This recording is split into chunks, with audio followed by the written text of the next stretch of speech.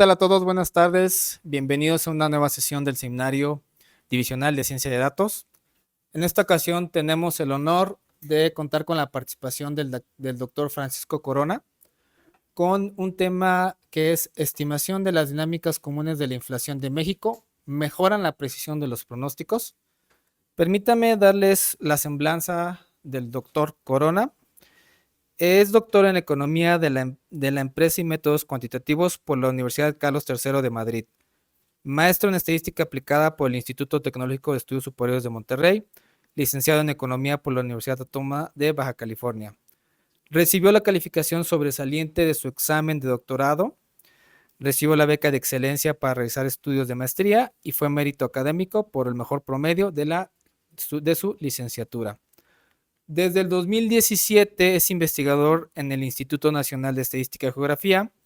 Entre sus publicaciones destacan artículos en revistas como International Journal of Forecasting, Empirical Economics, Computational Economics, Latin American Economy Review, Journal of Official Statistics, Communication in Statistics Theory and Methods, Journal of Applied Statistics, the Journal of International Trade and Economics Development, Estudios Económicos, entre otros. Su línea de investigación se centra en la economía aplicada, principalmente en la econometría de las series de tiempo, modelos de factores dinámicos, modelos de pronóstico y de nowcasting, temas selectos de estadística oficial y analítica del deporte. En el INEGI ha desarrollado el indicador oportuno de actividad económica, del consumo privado, la retropolación de algunas series de tiempo de cuentas nacionales, entre otros temas relevantes para el análisis de la coyuntura económica nacional. Ha impartido cursos de series de tiempo y econometría en el CIMAT y también ha asesorado tesis de distintos alumnos de maestría en dicha institución. Actualmente es miembro del Sistema Nacional de Investigadores Nivel 1. Bueno, ya sin un mayor preámbulo, les cedo la palabra al doctor Corona para que inicie su presentación. Bueno, gracias. Pues yo voy a hablar en esta ocasión de un trabajo que está en progreso. Bueno, lo decimos llamar para fines de esta plática, estimación de las dinámicas comunes de la inflación en México, que, bueno, la idea es que si las estimamos, pues que para ver si sirven de algo, ¿no? Básicamente, pues para mejorar la precisión en pronósticos que podamos hacer en un corto plazo, mediano plazo, bueno, más corto plazo, ¿no? Entonces, bueno, a ver si lo entiendo. ¿Qué dice? Creo que me salí. Ah, ok.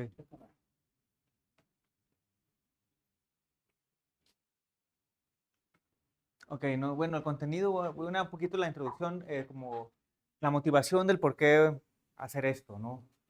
Un poco de la metodología, la parte empírica, que son la estimación de las componentes. Y bueno, vamos a comparar lo que hicimos en la propuesta de este artículo o este trabajo en progreso y lo que obtenemos al hacer pronósticos, ¿no? Y un poquito las conclusiones y las líneas futuras. Bueno, no sé, bueno, mi formación es de economía, me imagino que no, o a lo mejor no todos están familiarizados con esto, bueno, o tan familiarizados con esta, con la notación o con el rollo del discurso que se da alrededor de esto, ¿no? Pero entonces yo creo que está bien explicar un poquito la inflación, pues es como de las variables más relevantes de la economía, ¿no? Le llaman el sector real, ¿no? El sector real son, bueno, básicamente la inflación es la variable real por excelencia, porque es la que te mide en precios reales cómo están el resto de las demás variables económicas. Pues, posiblemente el Producto Interno Bruto es la variable más importante y pues, en segundo lugar pues podemos pensar que es la inflación, ¿no? ¿Por qué? Porque si incrementa la inflación pues está asociada con la pérdida del poder adquisitivo, ¿no? En la población, en los hogares, ¿no? De hecho, políticas de la banca central, en este caso el Banco de México, pues para controlarla modifican la postura a invertir, ¿no? O sea, si suben la tasa de interés, pues hay menos acceso a la inversión, pero por otro lado los inversionistas de capital pues pueden dejar su dinero en el banco, entonces modifica bastante, ¿no? Esa postura a invertir. Y a su vez la inflación es determinada por múltiples factores, ¿no? Pues por ejemplo el tipo de cambio, encarecen costos, también los salarios, choques de demanda, o sea, si hay demasiado dinero circulando en el mercado, pues en teoría los agentes económicos tienen más dinero, eso genera presiones inflacionarias, ¿no? Que bueno, eso está en discusión si es cierto o no, ¿verdad? Y bueno, y para el caso de México, pues, la banca central tiene como objetivo que la inflación esté alrededor del 3%. O sea que no necesariamente es malo cierto nivel de inflación, ¿no? Pero bueno, es un poquito de preámbulo, ¿no? Porque es la variable que vamos a enfocarnos, ¿no? Pero desde el punto de vista estadístico, pues una serie de tiempo, pensemos en YDT, que va de 1 hasta T mayúscula, se puede ser descompuesta en fenómenos, bueno, en cosas observables y cosas no observables, ¿no? Por ejemplo, la tendencia, que ahorita voy a explicar rápidamente qué es la tendencia, el ciclo, la estacionalidad y el componente de error, ¿no? O lo que queda, ¿no? Es que no necesariamente es error, ¿no? O, bueno, sí es error, pero entendido de otra perspectiva a lo mejor. Ay, perdón. Por ejemplo, la tendencia, pues es el componente observable de largo plazo de la serie de tiempo, ¿no? Cuando la vemos graficada, pues vemos que si tiene tendencia va para arriba o para abajo, ¿no? Bueno, o es para arriba, o es para abajo, etcétera, ¿no? Pero es algo que vemos, ¿no? El ciclo no se ve, pero también está por ahí escondido y suelen ser fluctuaciones que ocurren alrededor de la tendencia. Por ejemplo, cuando la economía está en auge, luego va cayendo, vuelve a subir, es lo llamados ciclos económicos, ¿no? Y suelen ser afectados por políticas económicas, pero incluso por la naturaleza propia de la economía, ¿no? Y esto, le llamamos a la tendencia que es I1. Cuando decimos I1, me voy a estar diciendo que tienen tendencias, ¿no? Las cosas, o son no estacionarias, que no tienen media constante a través del tiempo. Y cuando digo I0, me voy a estar refiriendo a cosas que tienen media y varianza constante a través del tiempo, ¿no? Bueno, el ciclo a lo mejor no tiene varianza constante a través del tiempo, pero se puede hacer ahí una transformación para estabilizarla, ¿no? Al igual que la estacionalidad. La estacionalidad, pues son patrones aludidos a la temporalidad o frecuencia de la serie de tiempo, ¿no? Si es mensual, trimestral, semanal o bimestral, etcétera, ¿no? Y esta pues la podemos también, aunque puede ir variando conforme la tendencia, pues para fines de la plática también la vamos a asumir como estacionaria, ¿no? O I0, ¿no? Y el residuo es el elemento, lo que queda, ¿no? Después de lo que ya no vemos, ¿no? Y suele ser como el componente estocástico y que suele ser, bueno, lo podemos asumir como estacionario, aunque puede que no sea estacionario muchas veces, ¿no? Sobre todo vamos a ver ahorita algunos ejemplos cuando hacemos series de tiempo multivariadas, eh, podemos ver que lo que queda sigue siendo no estacionario, ¿no? Entonces, pues, pero aquí, pues, para ir quitando elementos, pues podemos remover la estacionalidad, pues, a través de filtros estadísticos, ¿no? En este caso, el X3 Arima SITS, que es como lo que la gente utiliza, los bancos, bueno, el INEGI lo utiliza para desestacionalizar, ¿no? Para quitar eventos como de Semana Santa o eventos de vacaciones escolares o días hábiles, etcétera, se puede remover fácilmente con algún método de estos. Entonces, pensamos que lo removemos, ¿no? Entonces, si en Z de T sumamos el componente cíclico y el componente de error, pues ya no nos queda la parte de tendencia y la parte estacionaria de la serie de tiempo, ¿no? Entonces, si la tendencia generalmente la asociamos al componente a largo plazo de la serie de tiempo, porque es algo que vemos, ¿no? Vemos para dónde va, si va para arriba o va para abajo, o ambos, o una mezcla de ambos, ¿no? Entonces, pues las desviaciones que ocurren después de la tendencia a largo plazo, pues pensaríamos que pueden ser transitorias, pues es una pregunta que se hace en la literatura, aunque pues siguiendo a Gonzalo y Granger, pues efectivamente se dice si las series de tiempo son cointegradas, o sea, ya pensando en el campo multivariado, si dos series de tiempo se van moviendo juntas y lo que no explica la tendencia común de esas dos series que se mueven juntas, si es estacionario, pues es como el componente transitorio, o sea que eventualmente va a converger a la relación de largo plazo que guardan las series de tiempo, ¿no? Entonces, bajo ese contexto, pues o la tendencia pues es el componente permanente de la serie de tiempo. Pero en nuestro contexto de la inflación, si así fuera, si podemos descomponer a la inflación como en su parte de tendencia, en su parte transitoria, pues estaremos diciendo que la inflación es no estacionaria, ¿no? Entonces, es una primera duda que hay, ¿no? ¿Cómo puedes decir que la serie de inflación es no estacionaria? Si no dices que ronda por el 3% o algo así, pues, pero bueno, vamos a intentar verlo en esta presentación, qué es lo que sale, ¿no? Ya, pues podemos usar estas ideas así vagas para modelar la inflación de México. Pues, ¿y cuál sería la mejor forma de estimar la tendencia? ¿No? Es una pregunta. Y si la tendencia es común, o sea, si puede ser que las inflaciones tengan tendencias individuales y no tengan una tendencia común. Entonces vamos a ver si la tendencia es común, quiere decir que las series de tiempo se mueven juntas, entonces quiere decir que están cointegradas, ¿no? Vamos a intentar desentrañar esa pregunta. La literatura previa, pues ahí pusimos algunos ejemplos, ¿no? No voy a entrar en detalles, pero pues ya hay gente que se ha hecho esta pregunta y lo ha estudiado, ¿no? Eh, entonces, pero bueno, hay un hueco en la literatura, ¿no? Que la estimación de la tendencia inflacionaria generalmente se hace con filtros estadísticos. No sé si hay, bueno, pues sí, filtros estadísticos como señales que podemos ir observando y modelando con como con splines, parecido a algo splines sí, a splines o regresión, ¿no? Tendencias determinísticas, tendencias cuadráticas, etcétera, cúbicas. O también está la idea de modelos extraer la tendencia de una manera multivariada, pero generalmente todo eso está muy orientado a la teoría económica, ¿no? Los determinantes de la inflación y pensar que en la política fiscal, política monetaria, entonces como que los modelos se vuelven un poco más complicados de justificarlos, ¿no? Pero existe algo que los modelos de factores dinámicos, que yo creo que su naturaleza es más estadística que, que económica, ¿no? Entonces, pues, una pregunta válida, pues, y aparte son súper flexibles, ¿no? Mm, los podemos utilizar son flexibles a la dimensión. O sea, podemos tener más series de tiempo de observaciones y de todos modos podemos estimar las componentes de la serie de tiempo, o sea, la tendencia y lo que queda, ¿no? Entonces, pues una idea que nos planteamos, esa fue una idea del INEGI, el INEGI es como estadística oficial, ¿no? No nos podemos poner a pensar en políticas, en teorías económicas, que si la neoclásica, la keynesiana, etcétera. Entonces quisimos extraer la tendencia a partir de los desagregados o las componentes de la inflación, o sea, alimentos, bebidas, tabaco y demás bienes, ¿no? Y servicios, ¿no? Entonces, pues vamos a intentar extraer la estimación de la tendencia de la inflación, o sea, a través de los componentes, pensando en un modelo de factores dinámicos de alta dimensionalidad. Y bueno, y si las podemos estimar, pues vamos a intentar ver si esas sirven para hacer pronósticos, ¿no? Porque una idea es, bueno, si tienes el componente a largo plazo de la serie de tiempo, pues puedes utilizarlas para pronosticar, ¿no? Porque difícilmente se van a alejar de ellas, ¿no? Y pues bueno, entonces vamos a utilizar los desagregados de la inflación para estimar las componentes del modelo de factores dinámicos. Y vamos a comparar los resultados con otros métodos de extracción. O sea, con una descomposición PT de Gonzalo y Granger, que es una descomposición muy bonita, pero que está sujeta a pruebas a priori, ¿no? A pruebas previas. En este caso, a que las series de tiempo se muevan juntas en el tiempo y después de eso, pues estima uno los factores de largo plazo, ¿no? Y filtros Hodgkin y Prescott, que no sé si los conozcan, pero son, sobre todo en economía, son muy utilizados, ¿no?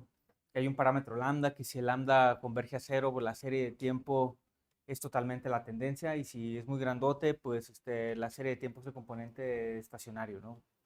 Entonces la idea es como de ver qué valor yo le voy a dar bueno, aquí le puse otra letra porque el lambda lo utilizo en otra ocasión, pero es como qué valor le damos a esta letrita, que no sé cuál sea, ¿sí? Sí, ¿no? este, para poder estimar bien el componente de la tendencia, ¿no? Y vamos a después, ya que estimamos las tendencias, vamos a utilizar modelos como vectores autorregresivos, pero cointegrados, se llaman, ¿no? O sea, no es que, o sea, como modelos autorregresivos, pero vectoriales, para estimar la inflación 24 periodos adelante, pensando en los últimos 2 años, pero un paso hacia adelante, ¿no? O sea, estimo un mes, actualizo, estimo un mes, actualizo, estimo un mes, actualizo, hasta que me vaya hasta los 24 meses, ¿no? Para pronosticar la inflación interanual de México. Pero esto había quedado hasta ahí, pero un coautor, en este caso Pedro, que es del Colegio Pedro Raca, pues él es economista más clásico y dice, es que esto no vamos a poder vender la idea si no lo comparamos contra lo que dicen los expertos del Banco de México, ¿no? Entonces hicimos un último ejercicio para comparar. Banco de México, ¿qué es lo que hace? Dice, bueno, en enero dice cuál va a ser la inflación de diciembre, ¿no? En febrero dice cuál va a ser la inflación de diciembre, así se va yendo cada mes. Entonces vamos a decir, nosotros vamos a comparar nuestros modelos con lo que dicen los expertos del Banco de México, ¿no? Y bueno, ese trabajo está basado en el work in progress que bueno, que ya lo terminamos y estamos por enviar, ¿no? Entonces la metodología, pues voy a presentar, bueno, como pi minúscula son las inflaciones individuales, ¿no? El vector de inflaciones individuales. Y vamos a asumir que las inflaciones individuales se mueven alrededor de pi mayúscula, que son los factores comunes. que son de menor dimensión que las inflaciones individuales, ¿no? Y un componente, bueno, y una matriz lambda, que es como la contribución de los factores sobre, la contribución de los factores o de las tendencias sobre la inflación y un componente individual, ¿no? Que es mu de t, que es como, bueno, vamos a estudiarlo, si es estacionario, no estacionario, etcétera, ¿no? Y a su vez, decimos que son modelos de factores dinámicos porque mm, le damos cierta dinámica a cada uno de los componentes del modelo, ¿no? En este caso, un modelo vectorial autorregresivo tanto para los factores como para el componente mu de t, que se le suele llamar componente idiosincrático, porque es como el componente individual. Lo que no explican los factores comunes, lo que queda pues es el componente individual. Entonces, pero anótense que la naturaleza estocástica, me refiero al orden, a si es estacionario o no es estacionario, va a depender tanto de pi como de mu, pero incluso también de lambda, ¿no? Porque por los siguientes argumentos que vienen aquí, ¿no? Supongamos que dos factores describen a la inflación en México. O sea que, les adelanto, son 300 componentes de la inflación más o menos, ¿no? 299. Y yo puedo descomponer la inflación, resumir la inflación en dos factores. Uno es estacionario y el otro no estacionario, ¿no?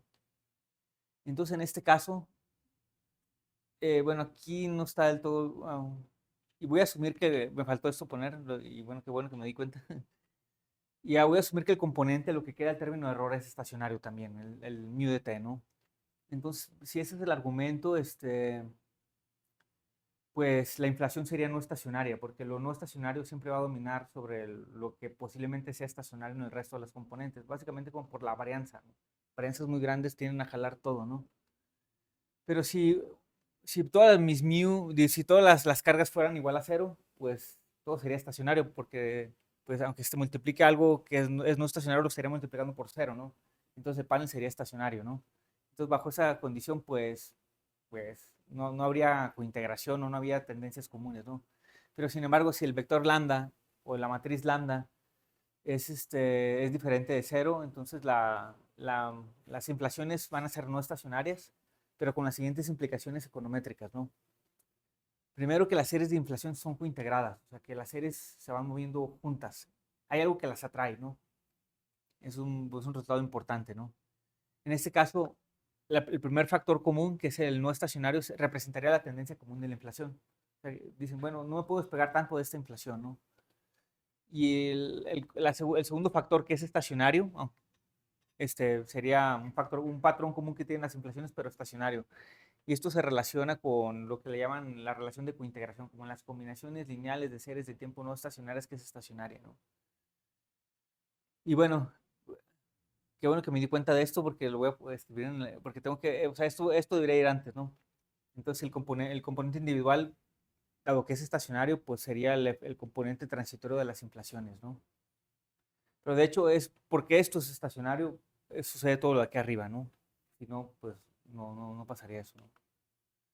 Pero sin embargo hay otros tres casos que son interesantes de analizar, que a veces la gente no le hace tanto caso. O sea, ¿qué pasa si todo es estacionario, no? Que puede ser, ¿no? O sea, uno puede pensarle, oye, la inflación siempre está moviendo entre el 3 y 6%, ¿no? No como me estás diciendo que es no estacionaria. Si eso pasa, pero también el componente de error es estacionario, pues la inflación común sería estacionaria. Entonces, era un caso de Johansen, bueno, es muy de econometría, y quiere decir que todas las series de tiempo son estacionarias, ¿no? Básicamente lo que estoy diciendo, ¿no? El caso no cointegrado, que es un caso interesante, que la inflación común es, es estacionaria, pero la inflación individual es no estacionaria. Es un caso muy extraño, pero que puede pasar, ¿no? Es un caso especial al contraste de Johansen. El caso es purio, esa palabra todos la conocemos, ¿no? El caso en que, que parece que pasa algo, pero no pasa, ¿no? Entonces, todas las inflaciones son caminatas aleatorias independientes, o sea, se van moviendo, tienen tendencias, pero no hay algo que las una, ¿no? Es el caso de Johansen, en el cual, pues, todas las series de tiempo son caminatas aleatorias. Bueno, y así las cosas, pues, el método de estimación va a ser como relativamente sencillo, es algo muy utilizado en la literatura de modelo de factores. Es una estimación en dos etapas, propuesta bueno, por Katarina II, Lucrecia Rechling, creo, y David Small en 2011, que lo han ido modificando al paso del tiempo, pero bueno, es como una versión que suele funcionar muy bien, ¿no? Se basa en dos etapas. La primera es componentes principales, que bueno, a lo mejor genera un poquito de ruido, ¿no? Que utilices, bueno, no tanto, pero componentes principales utilizando una normalización asintótica que le da como garantía a, a que tus estimaciones van a ser consistentes, ¿no?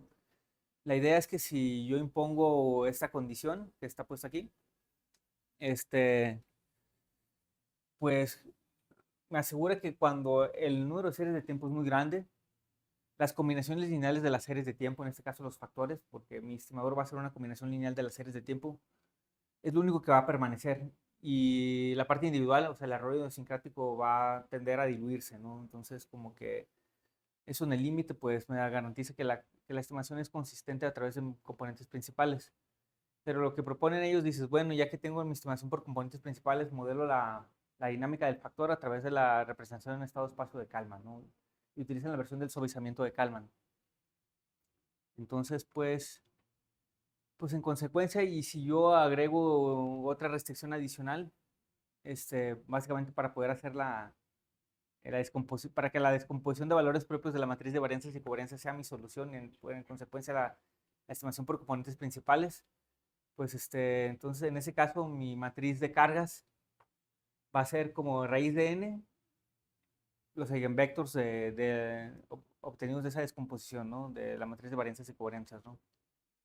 Y y si ya yo asumo las condiciones de identificabilidad y hago el x transpuesta x por x transpuesta inversa por y, pues la solución la solución para encontrar mis factores va a ser como la combinación lineal de las inflaciones por la matriz de cargas dividida entre n, ¿no?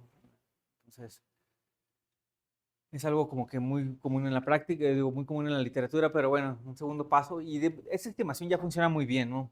Pero algo que sí se ha visto en la literatura es que el refinamiento de los factores utilizando la expresión del suavizamiento de Kalman como la esperanza condicional, una vez que observo toda la muestra, pues me genera mejores estimaciones de los factores que simulo o que yo pienso que existen, ¿no? Entonces, pues eso es lo que hicimos, ¿no? Bueno, aquí no voy a entrar tanto en detalle, pero es algo que creemos importante es que muchas veces la gente no pone, estima las cargas, pero no pone si son significativas o no significativas. Nosotros aquí lo que estimamos fue la varianza de esas cargas que me permiten estimar los intervalos de confianza, ¿no? Que básicamente viene dado por, pues, como el producto, la varianza de los eigenvectors que multiplican a los residuos idiosincráticos del modelo, donde los residuos idiosincráticos pues estiman simplemente como la diferencia entre mis observaciones o mis inflaciones individuales por las cargas y por los factores comunes encontrados, ¿no? Algo muy importante es que yo sé que tengo R factores comunes que son de menor dimensión que el número de series de tiempo, ¿no? Pero hay que estimar el número de factores también.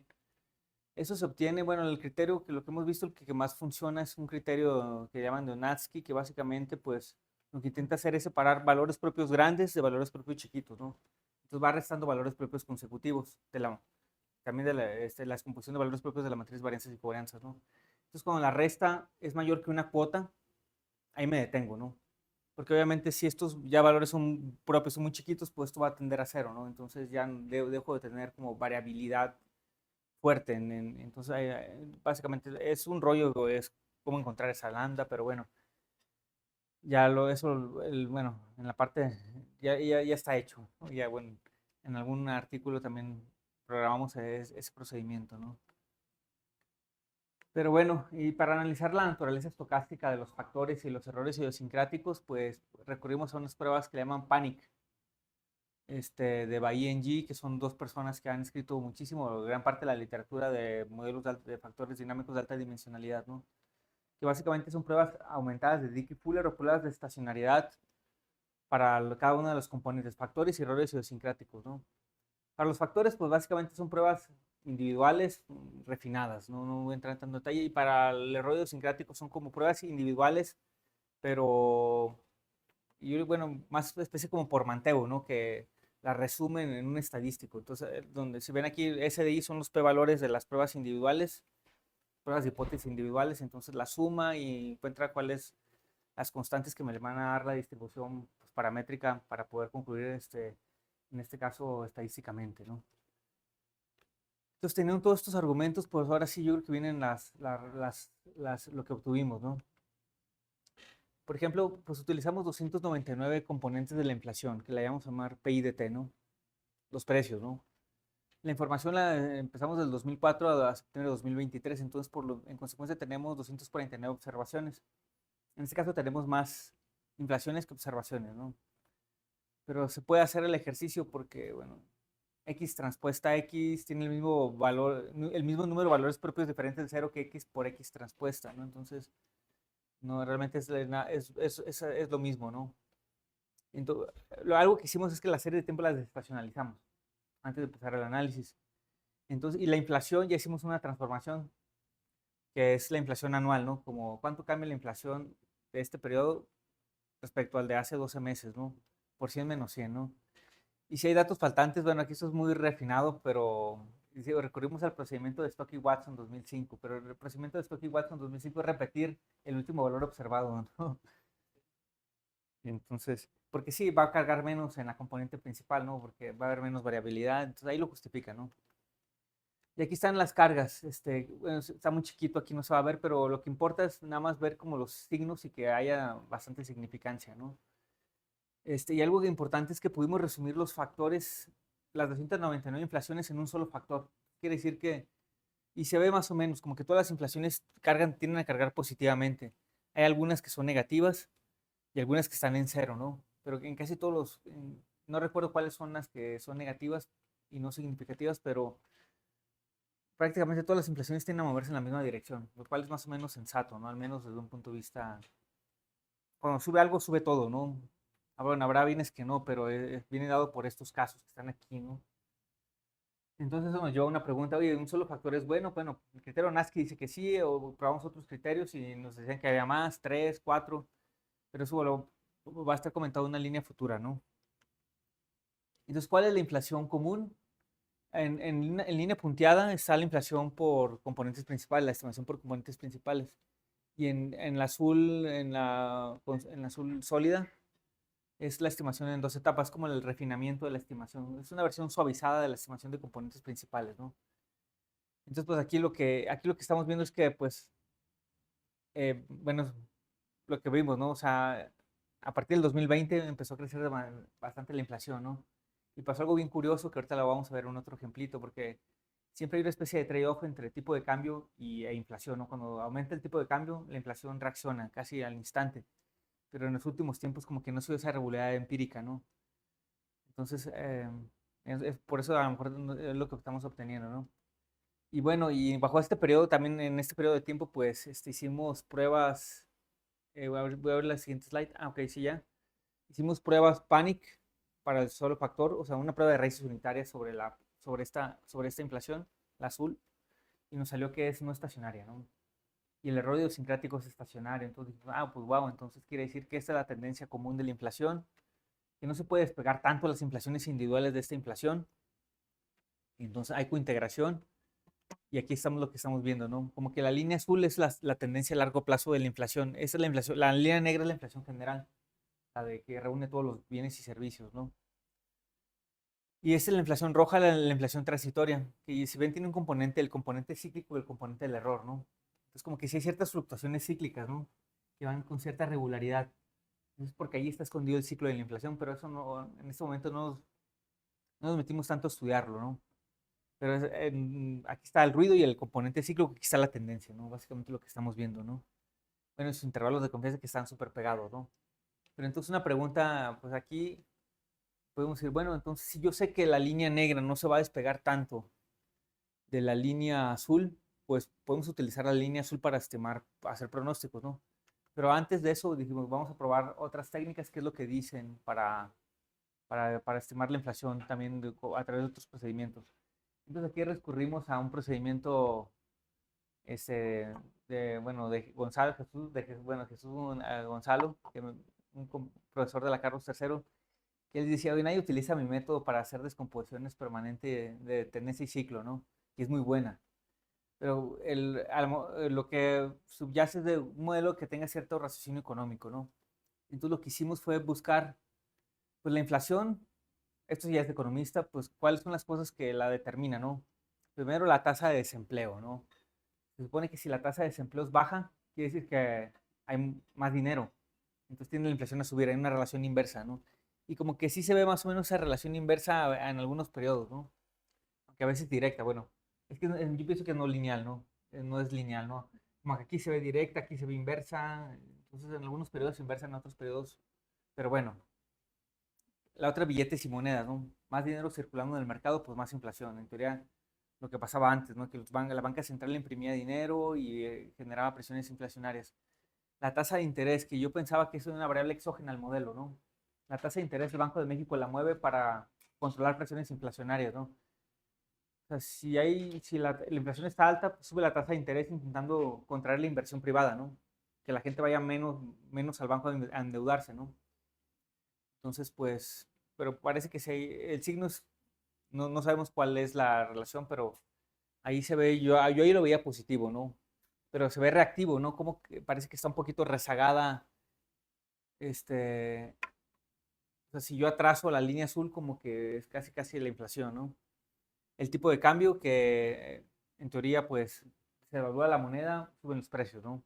Salarios, que es algo curioso, los salarios reales estuvieron planos todo este tiempo y cuando por políticas gubernamentales subió el salario mínimo y pues el efecto con la inflación pues, no es muy claro, pero parece, la literatura te dice que hay presiones inflacionarias a que la gente tiene más dinero y también porque hay más costos en la producción, ¿no? Costos variables. Entonces, y bueno, y la inflación importada de Estados Unidos, ¿no? Lo que ahí sí se ve claramente que es como una relación indirecta, ¿no? Entonces, con esto lo que primero que hacemos es ver si hay cointegración, si estas series de tiempo están cointegradas, que vimos que sí, ¿no? Entonces, después de que son cointegradas, pues, ¿cuál es la relación de largo plazo que guardan esas series? Pues es esta, ¿no? Nos salió negativa el desempleo, pero no significativa, ¿no? Billetes y monedas positiva, pero no significativa. Tasa de interés negativa, lo cual tiene sentido que dice que subes la tasa de interés, bajas los precios, ¿no? Pero también no significativa. Tipo de cambio también significativa, pero, no, perdón, positiva no significativa y las otras dos sí son significativas. Eh, ya con esto, pues podemos encontrar dado que están cointegradas, podemos encontrar el componente a largo plazo, que es que es la segunda serie de tiempo. Es esta aquí. Este es nuestro método, la que estamos proponiendo con módulo de factores. Esta es la descomposición de Jesús, de Gonzalo y Granger. Este es el Hoddery de Prescott tradicional, que el parámetro lambda le ponen arbitrariamente 1400 o 14400, porque dicen que es el valor para una serie de tipo mensual. Y esta es una versión diferente que la propone Víctor Guerrero y Alejandro Islas. No sé si los conozcan. Víctor es muy amigo mío y él dice, bueno, hay que corregir el filtro de Hoddery y Prescott porque tú selecciona tu parámetro de suavizamiento sujeto a la autocorrelación. Fue lo que vimos, fue lo que hicimos. Y yo si vemos, digo, la que más se parece, bueno, como que esta está más, más pegada a la inflación y bueno, ahí, pero bueno, el chiste es cuál de estas nos va a dar mejores pronósticos, ¿no? Para predecir la línea de tiempo, la serie de tiempo negra, ¿no? Entonces, pues fue lo que hicimos. Ay, perdón. No se ve muy bien, pero aquí son los errores son las estimaciones puntuales, los intervalos de confianza del 95%, ¿no? El primero es el Dynamic Factor Model, la otra es la descomposición de Jesús, de Gonzalo y Granger, digo y bueno, es el Hoddery Prescott tradicional y el Hoddery Prescott es la versión de Alejandro Islas y Víctor Guerrero, ¿no? Aquí da un error de 0.26, aquí da un error de 0.33, aquí un error de 0.30 y aquí un error de 0.32. Entonces, pues puntualmente pareciera que son mejores nuestras estimaciones, pero dijimos, bueno, vamos a hacer una prueba estadística para ver si le gana estadísticamente a estas, ¿no? Entonces, una prueba que se llama de Biol y Mariano, que, bueno, alguien por ahí siempre dice, bueno, fácilmente no rechaza hipótesis nula. Casi siempre te dice que hay igualdad de pronóstico, pero bueno, en este caso, al PT se le gana, ¿no? Al 10% se le gana al Hoddery Prescott y también al 10% al Hoddery Prescott modificado con con control de suavizamiento y autocorrelación, ¿no? Y al modelo ARIMA se le gana fácilmente. O sea, quiere decir que rechazamos hipótesis de igualdad a favor de que de que el modelo que estamos proponiendo es mejor que sus competidores, ¿no? Una conclusión importante es que la ARIMA pues no es univariado, no tiene ninguna covariable. Entonces, pues, quiere decir, las tendencias comunes estimadas del método que sean, te va a dar, te va a dar cierta ganancia, ¿no? Y nuestro método parece que es el que da mejor ganancia. Pero aquí esto fue, bueno, aquí me voy a pasar muy rápidamente. Aquí ya dijimos, bueno, pero somos tan fuertes como para ganar a los expertos del Banco de México. Entonces, si nos paramos en enero, ¿qué también pronosticamos diciembre? En febrero, ¿qué también pronosticamos diciembre? En marzo, ¿qué también pronosticamos diciembre? Así, ¿no? Y eso fue lo que obtuvimos. Las líneas rojas son Banco de México y las líneas azules son las nuestras, ¿no? No se alcanzan a ver los números ni yo los veo, pero me lo sé. Pasa algo curioso. Enero, febrero, marzo, abril y mayo es mejor el modelo de factores dinámicos. O sea, mientras más alejado estés del mes de diciembre, el modelo es mejor que la opinión de expertos.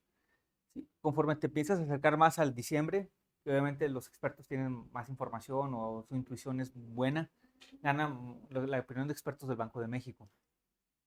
Entonces, pues es una conclusión interesante, ¿no? Pero sin embargo hay algo muy importante, ¿no? La varianza de los errores es mucho menor en nuestro modelo que en los bancos de México, ¿no? Y lo atribuimos nosotros a que la tendencia, pues, común no se va a alejar tanto nunca del valor observado, ¿no? Mientras que los expertos, pues, conforme más te vas acercando al momento, pues, son más certeros, ¿no? Y aquí está ya, bueno, el error acumulado, ¿no? Que básicamente algo interesante es que la prueba de Biel y Mariano toma en cuenta la varianza. Es una especie de, ¿cómo se llama este estadístico? Media entre varianza, coeficiente de variación, ajá. Entonces, en este caso, nuestro estadístico de prueba es negativo. Lo que nos dice si es negativo en la prueba de Biel y Mariano es que hay cierta mejor precisión en nuestro modelo que en el de la opinión de expertos del Banco de México, aunque la hipótesis nula no se rechaza igualdad de pronóstico, ¿no? Entonces, somos iguales, pero un poquito mejor, ¿no? Que fue nuestra conclusión. Y algo de las conclusiones, pues creemos más importantes, así rápidamente, es que la inflación, hay argumentos para decir que se mueve alrededor de un factor común. El error idiosincrático es estacionario, entonces el factor común es la tendencia común de la inflación. La tendencia común estimada pues nos da errores de estimación absolutas de 0.26, que a mí se me hizo muy bajo. Dije, pues está súper bien, ¿no? Y bueno, es mejor que otras técnicas y sobre todo que los modelos, que un modelo univariado, ¿no? Muy sencillo, ¿no? Y la última conclusión a la mejor la más importante, ¿no? Que genera errores de estimación similares a los expertos del Banco de México, pero en términos generales hay ciertos argumentos para decir que es mejor, ¿no? Y las líneas futuras pues son automáticas, ¿no? Utilizar las tendencias de modelos de aprendizaje máquina, ¿no? Pues no sé, Random Forest, XGBoost, ese tipo de modelos, ¿no? Porque hemos visto en otros casos que para el PIB a veces ayuda o mejora en que modelos econométricos o estadísticos, ¿no? Otra que es una idea muy de Graciela, bueno, estimar las tendencias comunes usando mínimos cuadrados parciales. Como que hay gente que le choca que es componentes principales para estimar factores. ¿Por qué no utilizas la estructura de covarianza mejor? Utiliza mínimos cuadrados parciales. Usar más de un factor en los modelos de pronóstico, porque otras técnicas, otros criterios de identificación del número de factores nos decían que había más de un solo factor común. Y esta es una que yo creo que es inmediata y posiblemente no lo vayan a decir, ¿no? Que hagan experimentos Monte Carlo para decir que si extraer factores comunes en sistemas cointegrados te va a ayudar a reducir la predicción, pero para otros procesos menores de datos, ¿no? Entonces, serían nuestras conclusiones y sería todo. Muchas gracias.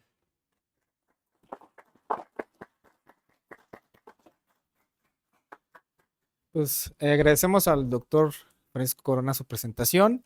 Entonces abrimos ahorita la sesión de preguntas. ¿Alguien quiera de este lado?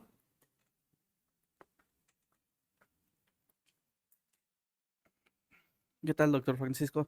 Gracias. Quería preguntarle, ¿probaron algún modelo tipo Garch vectorial? ¿Hay algo de literatura al respecto? Porque, digo, tengo entendido que para muchos Ajá. modelos económicos que presentan heterocedasticidad, Sí, normalmente los sí. modelos Garch, incluso en el caso univariado, pues tienen mejor poder predictivo que los modelos que asumen estacionalidad. En el caso vectorial sé que es muy complicado Ajá, sí, sí.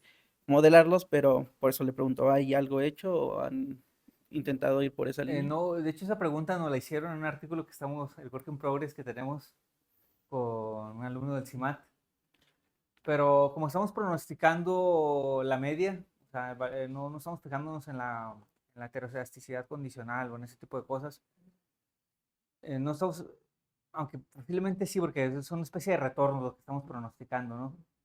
Pero pues si hubiéramos utilizado un modelo Garch, pues nos hubiera dado parecido al modelo ARIMA, más la estructura de varianza, ¿no? Pero no lo estamos considerando, porque en teoría lo que nos interesa pronosticar es puntualmente el valor de la media de la inflación, ¿no? No tanto si es muy volátil o no. Pero sí, en otras ocasiones sí nos han preguntado eso también, pero no lo hemos hecho. Muy bien, ¿alguien más tiene alguna otra pregunta aquí de este lado? Sí, gracias Francisco, por tu charla. Yo tengo digo, varias, pero nada más haré una que otra. Después platicaremos un poquito más detenidamente.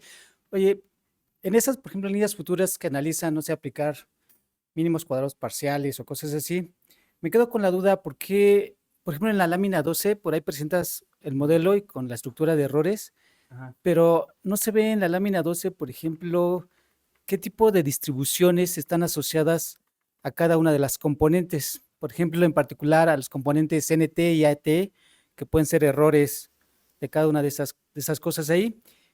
Y no sé qué tipo de errores tiene, si asumen distribución normal o algún otro tipo de Sí, distribución.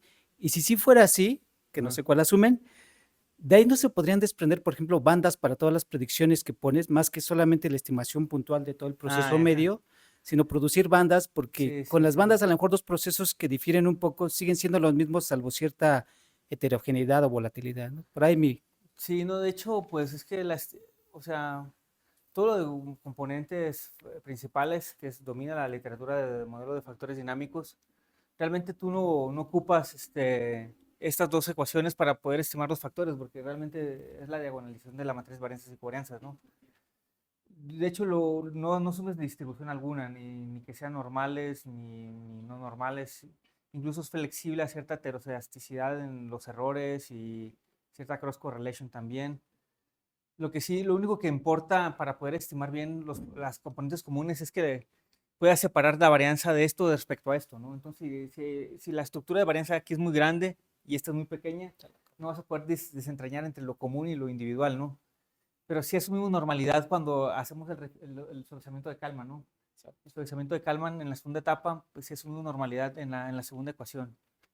Y sí, tu idea está más como orientada como a pensar en algo bayesiano, ¿no? Supongo, ¿no? Ajá. Exacto. Sí, sí. No lo hemos hecho, pero pues sí sería muy interesante, ¿no? Sí, digo, oye, perdón, y eso ya conlleva, por ejemplo, lo que decías, por ejemplo, hacer el pronóstico pensando en enero y hacer el pronóstico para diciembre, luego en febrero para diciembre.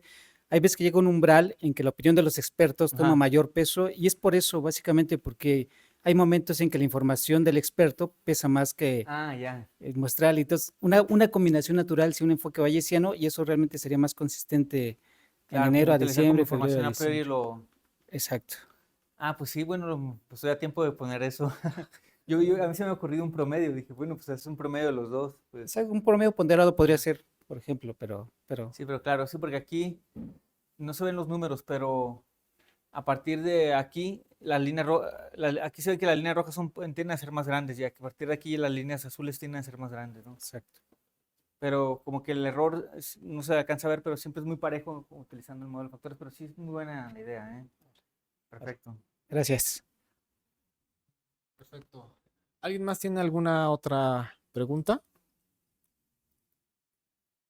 Yo tengo una pregunta, aprovechando que tengo ya el micrófono y aprovechando un poco la duda que planteaba Gabriel, el doctor Gabriel. Me quedo pensando que comentabas al final que a lo mejor se buscaría tratar de ver si hay algún tipo de, por ejemplo, otras metodologías como modelos de aprendizajes de máquina, ¿no? Ujú. Que por lo que comentas parece que tienen buenas, em, sobre todo la parte puntual de las predicciones es buena, ¿no? Ujú. Pero ahí mi duda es, en ese tipo de modelos de aprendizaje de máquina que se puedan a lo mejor usar como línea futura, ¿cómo se podría cuantificar la incertidumbre? O sea, ¿cómo uno pudiera hacer, o sea, hay maneras de crear Como intervalos de intervalos de confianza confianza. o algo así en ese tipo de Pues a lo mejor mi respuesta va a ser muy clásica, la verdad desconozco, pero pues a lo mejor con una especie de bootstrap para campanas expansivas o rolling windows, ¿no? Para casos series de tiempo, ¿no? Pues sería mi solución, pero no sé si hay algo que se hayan inventado los científicos de datos más nuevo. Sí, porque Que salió el año pasado, Ajá. en el que ya exactamente calculan intervalos de Ajá. confianza para series de tiempo. Sí, me imagino que sí. ¿Cómo se llama el matemático que está en Stanford, que es muy famoso? Porque él era uno de los autores de ese artículo. Sí. Ah, Shirani, exactamente, él era uno de los autores y es del año pasado. El artículo. oh, no, pues sí, Amigo de Efron y cosas de gusto, seguramente. a lo mejor era predicción conformada o algo así. No, de hecho no era así, pero era un nuevo método, ¿no? El que cual estaba utilizando. sí, imagino que Entonces, ya yo desconozco, pero mi solución sería lo que, como estadístico, ¿no? Pero no. Sí, imagino que sí hay. bueno, a ver, perdón, disculpa. Sí. Bueno, la doctora Graciela alguna vez me encargó que me pusiera a buscar artículos sobre las técnicas de Machine Learning a series de tiempo multivariado y todo eso. Y entre lo que estuve encontrando es que mucha gente que se dedica a series de tiempos clásicos han visto que los modelos clásicos suelen tener mejor rendimiento que los modelos con Machine Learning. El Ujú. problema es que los modelos de Machine Learning están construidos con modelos clásicos estadísticos Sí, y sí. terminan haciendo lo que usted dijo, rolling window para hacer el Ujú. ajuste de los modelos. Y el que más ha tenido como éxito son los modelos con redes neuronales LSTM, Long Ujú. Short Term Memories. Ujú. Pero el problema que tienen es que mucha gente los utiliza directamente sin corroborar que hay algún tipo de estacionalidad. Y Ujú. entonces cuando intentan hacer predicciones, pues se bloquean. Entonces el problema, bueno, al menos quizás, bueno, usted obviamente tiene conciencia sobre eso, pero mucha gente que suele utilizar esos métodos y no tiene conciencia de la necesidad de mantener cierta estacionalidad para garantizar las predicciones, pues Sí. se puede chocar contra la pared y los utilizan así como si fuera cualquier cosa. De hecho, por ejemplo, hay una paquetería que es de Facebook, Phantom, creo que se llama el paquete de Python. Hay gente que lo utiliza para hacer estimaciones, y están mal. Sí, Sus análisis estadísticos están mal hechos y sus trabajos están sí. estadísticamente mal hechos. Entonces, sí, son herramientas las de Machine Learning, pero hay que tener un buen fondo de conocimiento estadístico sobre series de tiempo que a veces pues, la gente no lo tiene. Él solamente Sí, lo que iba a también, comentar al respecto. claro, gracias. Y también lo que nos ha pasado en el INEGI que computacionalmente son, bueno, a lo mejor no lo sé programar muy bien, pero los que utilizo computacionalmente son muy demandantes. Y para que me den errores peor, entonces a ver, no son muy llamativos, pero sí los LSTM que son muy lentos, bueno, nunca he sabido cómo manipularlos para que sean más rápidos, pero sí suelen dar también buenas estimaciones. Pero pues sí, sí es cierto, ¿no?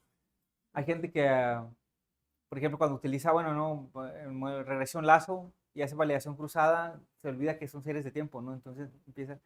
Luego, si no estacionario el proceso, pues está todavía peor, ¿no? Pues sí, perfecto.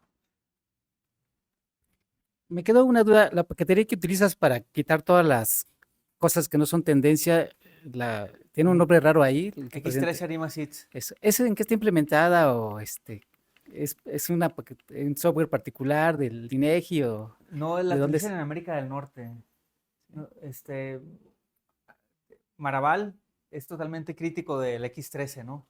Porque él tiene su metodología basada en modelos que te dan los componentes estacional, tendencia y ciclo. Y el X13 Arima, que es el que realmente utilizamos, lo que hace es construir un modelo Arima. A ver, ¿me estoy regresando bien? Sí. Construir un modelo Arima para limpiar el error y dejarlo lo más limpio posible, ¿no? Y después hace filtros, utiliza filtros estadísticos para encontrar el componente de tendencia y de estacionalidad. Y el componente de tendencia y ciclo después lo separa, no sé cómo, pero la gente le quiere dar interpretabilidad al modelo. No sé, alguna vez en las noticias, es que el año bisiesto tiene un efecto de 0.21 sobre el PIB, pero no es así porque el modelo ARIMA se pierde totalmente porque solamente está hecho para limpiar la estructura del error, ¿no? Pero por eso viene su nombre X3 ARIMA SITS, que construye un modelo ARIMA para limpiar, es regresión con errores ARIMA, ¿no? O sea, construye un modelo de regresión con efectos calendario, y luego lo que queda le construye un modelo ARIMA y después con artificios estadísticos encuentra las demás componentes, ¿no? Pero sí está, y sí, toda la escuela española está en contra de eso y los juntaron hace poquito. Puedes tú elegir entre uno o el otro o los dos, ¿no? Y comparar. Pero sí, es ¿quién lo generó? El Banco de Estados Unidos. David Finley, no sé si lo hayan escuchado. Michael Finley es un basquetbolista, güey. David Finley. Perfecto. Bueno, una última pregunta de este lado. Ajá. Modelos con datos funcionales. Ajustes con datos funcionales. No, eso hay. no lo. Ahí sí, eso no lo he intentado la verdad lo desconozco. Ok. Sí, sé que está poniendo de moda otra vez, pero no. Sí, ahí sí. ¿Alguna otra pregunta? ¿No? Pues bueno, creo que podemos ya entonces dar por terminada al seminario y agradecemos nuevamente al doctor Francisco Corona con un fuerte aplauso.